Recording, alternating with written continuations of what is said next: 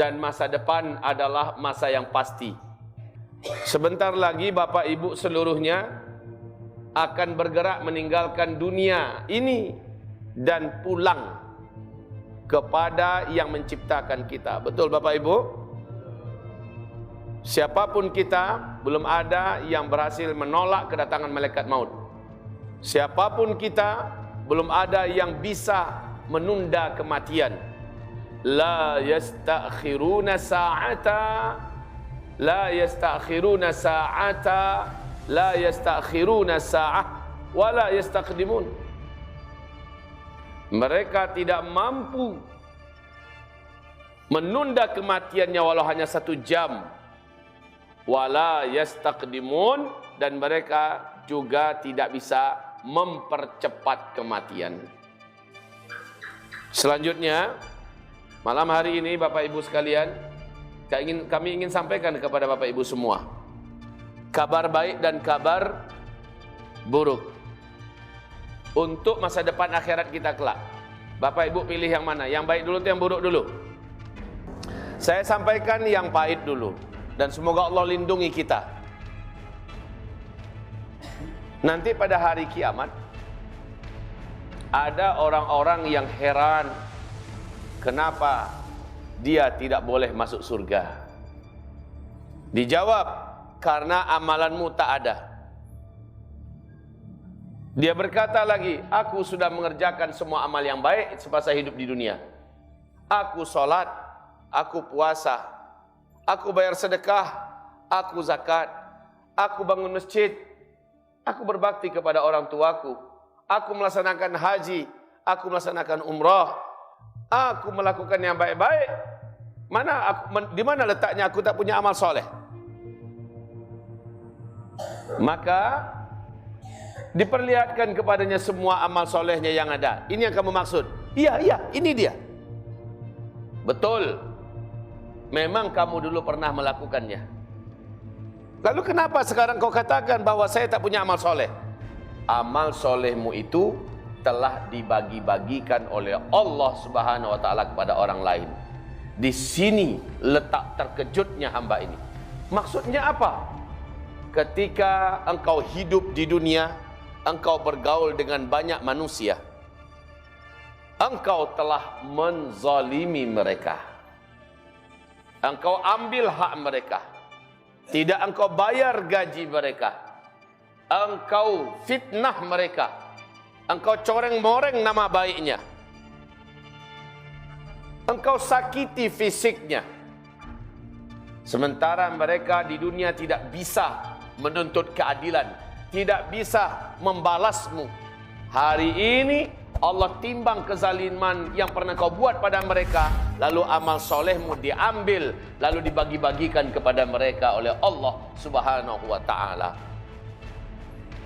Tapi ternyata ketika amal solehmu habis amal solehmu, sementara orang-orang yang kau zalimi masih pada berdatangan, maka Allah timbang kejahatan dan kezalimanmu pada mereka, lalu Allah ambil dosa mereka dan Allah pindahkan kepadamu.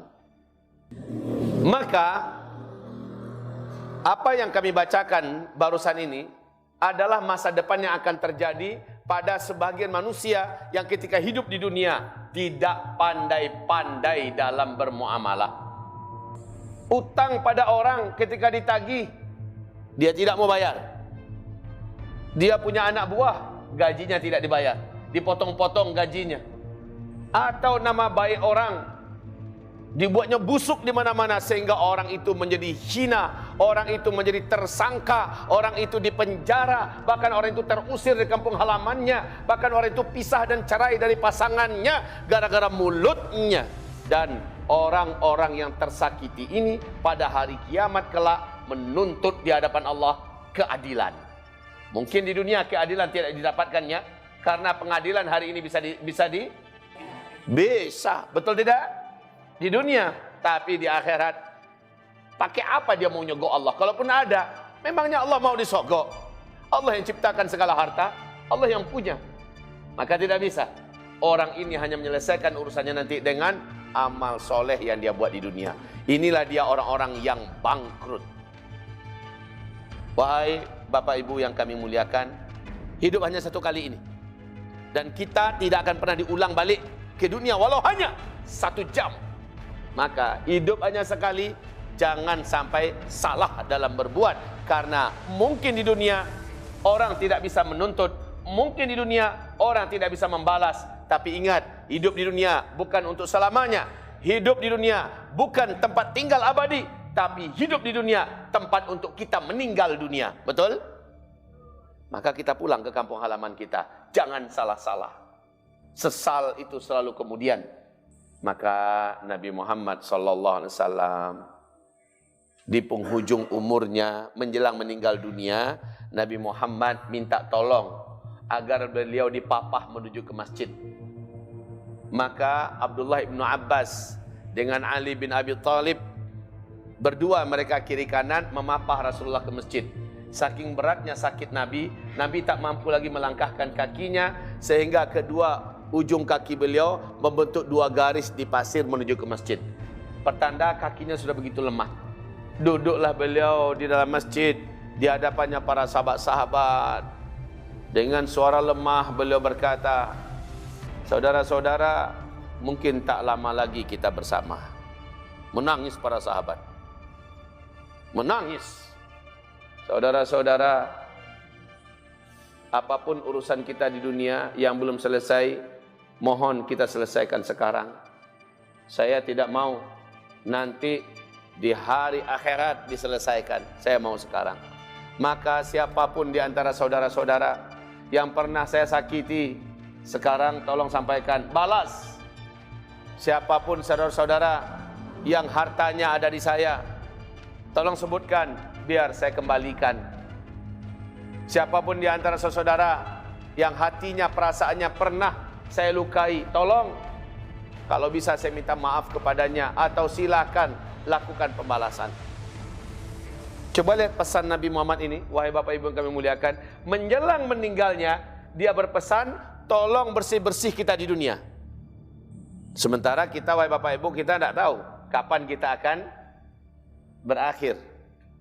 Karena orang meninggal tidak harus menunggu tua.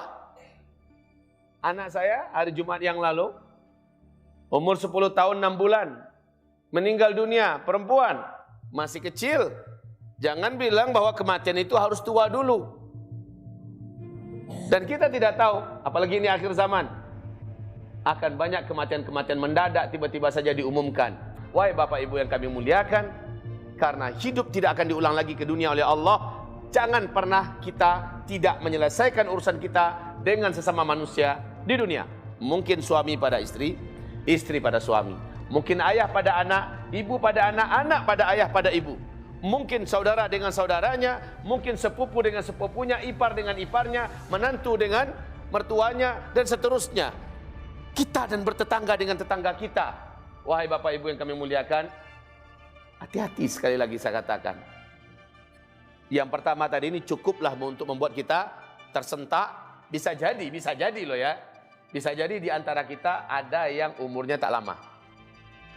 Allah izinkan dengarkan pengajian ini supaya dia cepat-cepat membereskan urusannya. Mudah-mudahan tersentuh hati orang yang bersangkutan. Kita lanjut, yang kedua, kabar baik. Pada hari kiamat kata Rasulullah sallallahu alaihi wasallam, ada hamba-hamba yang ketika di dunia tidaklah istimewa. Tidak istimewa, orang-orang biasa saja, Pak. Tapi di akhirat dia terkejut melihat amal solehnya banyak, memberatkan timbangan amal solehnya. Padahal dia di dunia bukan ahli tahajud, dia di dunia bukan ahli sholat duha, dia di dunia bukan hafiz Quran, dia di dunia bukan ulama, dia di dunia bukan qari, dia di dunia bukanlah orang yang dermawan, dia di dunia pokoknya orang sederhana, orang biasa. Tapi di akhirat dia pesta pahala amal soleh yang sangat banyak. Siapa orang ini? Ini kabar baik tentunya. Siapa orang ini? Dia terkejut. Ya Rabb, aina li hadha? Dari mana saya dapat ini semua ya Allah? Saya dulu tak pernah haji. Saya dulu belum pernah bangun masjid. Saya dulu di dunia tidak pernah hafiz Al-Quran.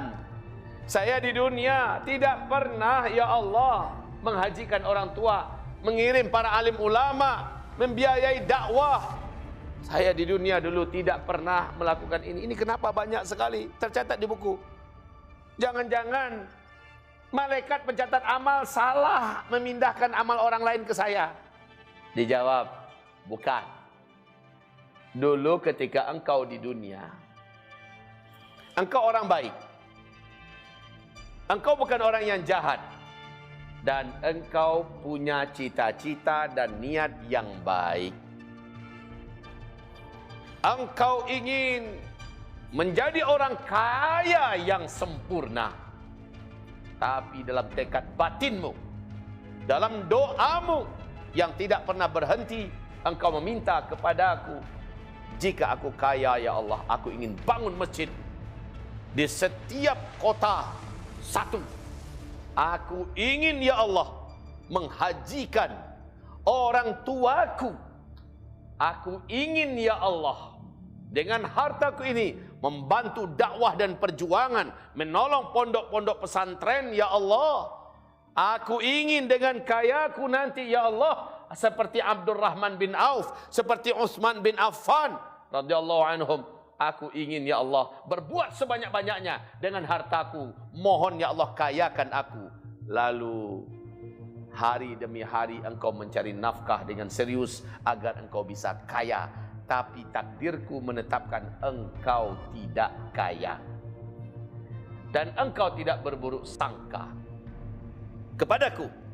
Engkau tidak berhenti berdoa kepadaku. Engkau terus berharap sampai nyawamu dicabut oleh malaikat mautku. Pak, Ibu, hidupnya segitu-gitu aja, pas-pasan untuk keluarga.